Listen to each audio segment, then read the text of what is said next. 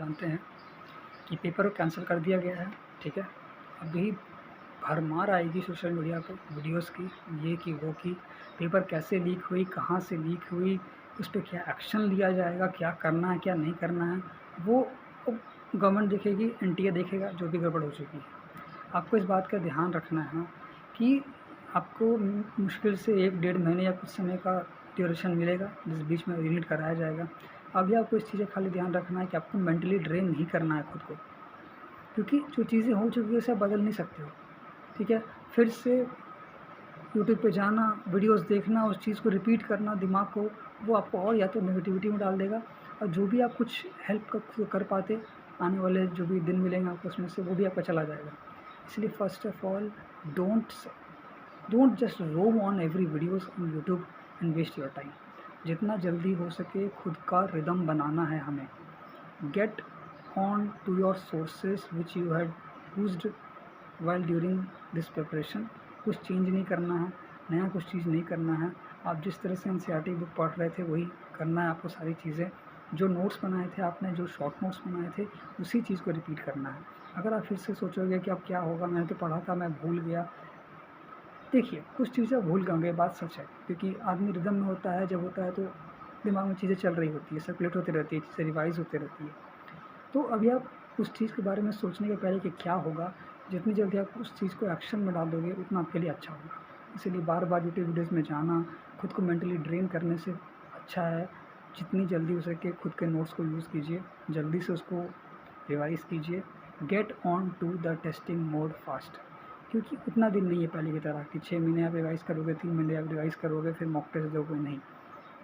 दिमाग में आपकी सारी चीज़ें हैं, खुद पे विश्वास रखिए।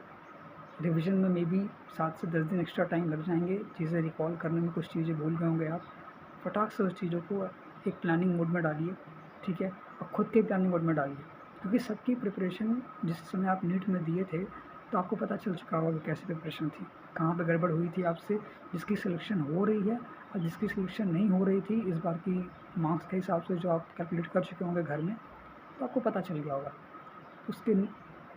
उसके अकॉर्डिंग आप जितनी जल्दी हो सके फॉलो कीजिए, एक प्लानिंग बनाइए, चीज़ें जल्दी से रिवाइज़ कीजिए। आदत छूट गई है, बन जाएगी, थोड़ा वक्त लगेगा 3-4 दिन, लेकिन अगर आप फिर से यूट्यूब पे चल गए, फिर से अगर आप सोशल मीडिया पे घुस गए, फिर से अगर आप 10 भैया दीदी ये वो ऐसा वैसा उस चक्कर में अगर आप पड़ गए, वो मसाला के चक्कर में, वो एक व्यूज़ के चक्कर में लोग रहते हैं, अब वीडियो से भरमार आएगी, पूरा बाढ़ आ जाएगी पूरा, आप देखिएगा।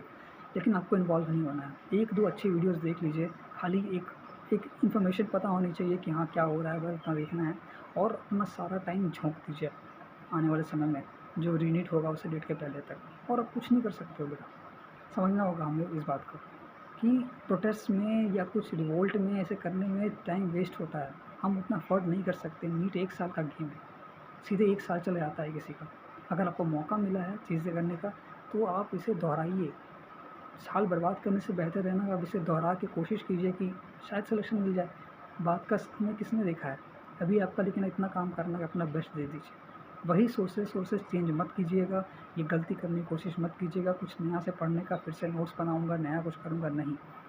कुछ छोटी-मोटी चीज़ें अगर छूटी थी आपको उसे रिवाइज़ कीजिए, गलतियाँ तो आपको पता चली गई होगी, एंड डू योर बेस्ट।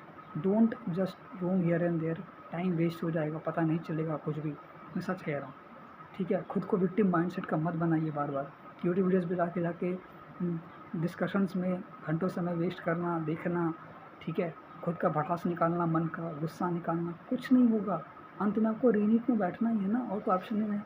अभी तो नीट का फॉर्म फिर से फिलअप होगा नहीं, जैसे कह दिया आपको एनटीए ने, इन्फॉर्मेशन दे दिया है।